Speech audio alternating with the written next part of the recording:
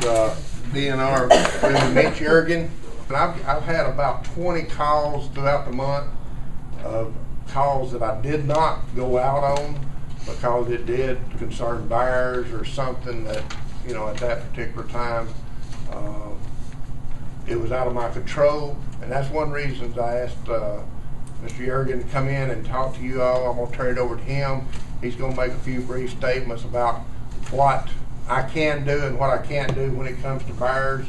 And then he's going to want you to ask any questions that you have. This time of the year, you know, what we're faced with in Jasper and every other county, we've got two type of bears.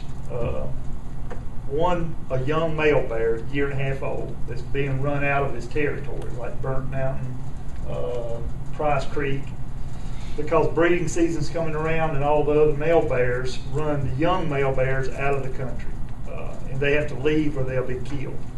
So the male bear comes down, usually follows a river corridor, winds up in town. That's the ones that keep moving. You know, they'll hit the food. They'll be 2 miles down the road the next night. You can just track them like a map, and they'll get down to Cobb County, Fulton County, sometimes even down Henry County to get run over and start coming back. They're just trying to find their niche in the world. They're trying to find a place that they won't get beat up every night and survive. The other type bear you've got in Jasper is your overlapping habitat. The habitat where the mother bear, the male bear, live and raised their young, there's not a whole lot of food this time of year. So they're venturing out. That's the ones getting into subdivisions and especially with the cubs. But both these instances, they're after the same thing. They're after food, easy food. And that's trash, bird feeders, hummingbird feeders, fruit trees. And, you know, there has been a spike of bear complaints. I was on call for our region, our 28 counties last weekend. 28 bear calls I received, and I'd say 80% of them were from Pickens County. And I don't know why last weekend it was so hot, it just broke loose. You know, naturally, everybody that sees a bear, you know, they're concerned and they want to call, and it's always an emergency to them. You know, when I woke up at 4 o'clock in the morning, a bear eating the trash is not an emergency. That's what bears do. I mean, you know, if you leave trash out, bird feeders out, he's going to find it. I mean, they can smell like 3 miles with their nose, and they'll track the bird feeder down. So it's not a true emergency, but I'm sure the people that are contacting y'all and complaining, it's emergency because it's in their trash. That was an irate customer I had this morning. Right. But they need to just realize that what their actions are. I mean, you know, the first time a bear hits your trash can, you know, it's nobody's fault. I mean, but once you identify the bears are in the neighborhood or hits your bird feeder, take steps. Put the trash inside in a garage. They're not going to get in the garage. Take the bird feeders down till November, then you can put your bird feeders back because the bear's going to go back into their natural habitat. You know, if we can alleviate these problems, what we find, there's nobody in Georgia ever been attacked by a bear. You know, they're not going to come out and just eat you up. They're not after your kids, your dogs, whatever. They're after your dog food. You know, there was a lady or a young girl killed up in Tennessee, you know, right across the Georgia line by a bear last year. This bear was being fed, and that's the only problem we have in Georgia when people take it upon themselves to try to help a bear out, you know, start feeding it, because once it ever loses the fear of humans, it becomes dangerous. And, you know, that's, besides putting in the trash, I would just caution the residents of Jasper, don't feed wildlife. You know, even feeding raccoons, I mean, they carry rabies, and you don't want more raccoons in your yard just like you don't want more bears in your yard. Because if a bear doesn't find food in Jasper, he's not going to stay in Jasper. I mean, he don't like the streets and everything else. You know, he's going to go somewhere else. But as long as he can find food easily, he's going to come. And but you know, when y'all see a bear or hear a bear call, you know, I don't need to get a call. I mean, you can tell if it's up a tree, leave it alone. It'll come down. If it's got cubs, leave it alone. Keep your trash in. If a bear does hit it, we recommend a 50-50 solution, bleach water, rinse the can out, that'll dissipate the smell, so there's no need for that bear to come back to this particular can.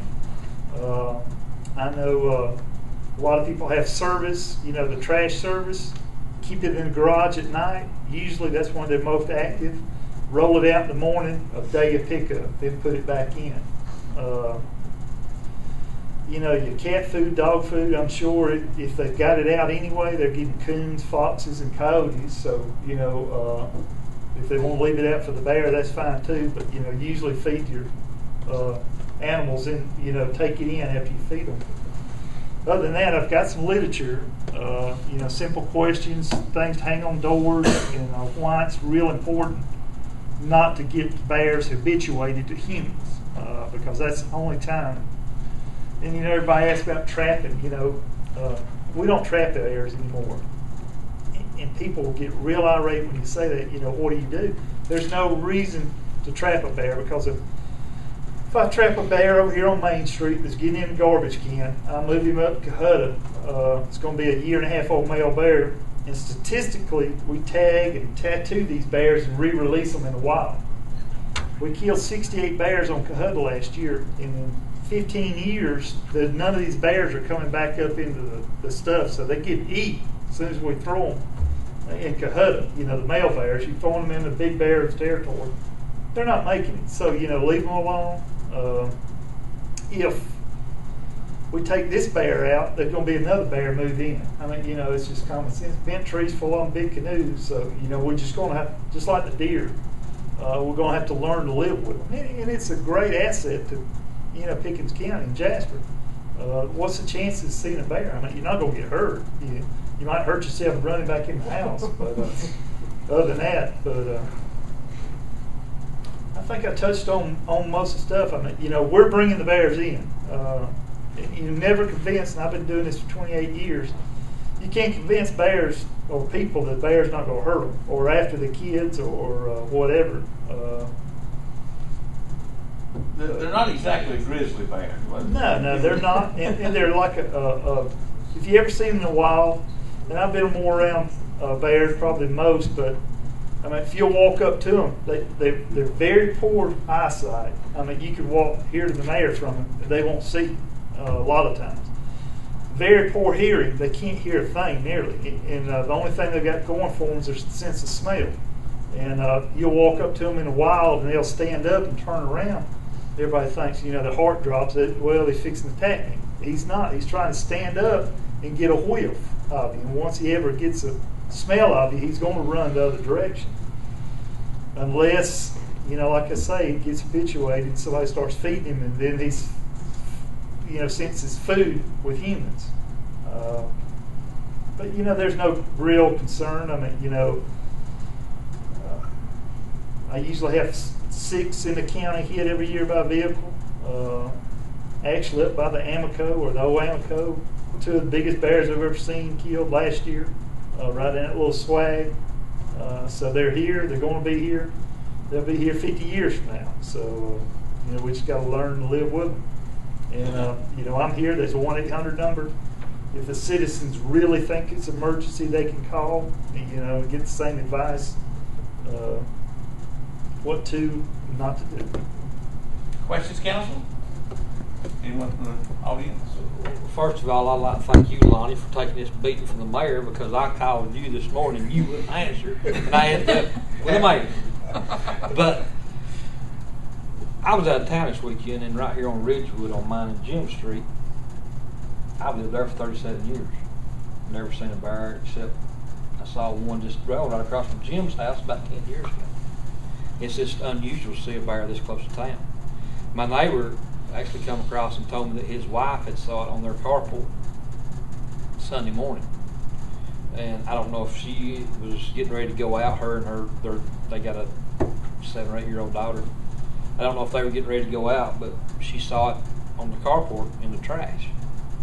And when you live as close to town, you look out and you see a bear in your carport that's not supposed to be there, you think, yeah, well, what I do? All the time.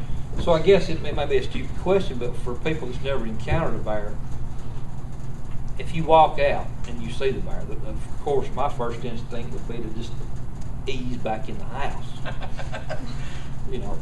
But it's just something that you don't have to, you don't never encounter, so you don't, it's just odd. And it's usually, and I've even done it at my house this year, you know, walk out and the bear's right there at the door, and, you know, it scares you about it. And I've seen them, you know, as many times as anybody, but make noise, any kind of noise, bang pans together, clap hands. Once a bear identifies you're there, he's gone. And as long as the food source there, I mean, they will not run off. You know, they'll run in the woods and fit, you know, for about 5-10 minutes and come back and finish the garbage. Because it's probably a young male bear, starving to death, never been away from mama, trying to make it on his own. And I mean, you can just run them off, and they'll just keep coming back like a dog until they get their belly full. Let me ask that question, Mitch. Dogs. Say the city was inundated with dogs, which hopefully we're not, because Lonnie's capturing everyone we see. If we, are bears scared of dogs? Bears pay very little attention to dogs. That's way my theory. If you had small kids out in the yard, Right. and you're in, say you're in the house, you have small kids in the yard, and all of a sudden you just go out and you see the bear in the yard, how do you go about getting the kids away safely? As far as, because a small child, they're not going to know what to do. Right. Well, they'll run, I'm sure, when they see them. But I mean, the bear's not after the kids. You know, the only danger, and I actually had this happen in my yard. The 3 cubs with the mother. You know, you don't want to get in between the mother and the cubs. You know, definitely never ever. In the beginning of the year, you know, the bear was in the yard. The cubs ran one way, and I went out with a flashlight, just seeing what the noise was out there, what the dog was barking at. And the little cub got confused with a flashlight. He ran behind me. Oh, no. And here comes the mother, you know, and I had to get out of the way pretty quick because she was going to protect her cub. That's the only instance that a bear would be in danger, protecting her cubs. But that's any animal, raccoon, fox, whatever. If a bear sees the child, he's going to run. I mean, you know, everybody thinks, but there's never, ever in the history of Georgia been a bear attack a child. Never body injured by a bear, except Chippewa Wolf, and he brought it on his own. I mean, that was his own bear. So,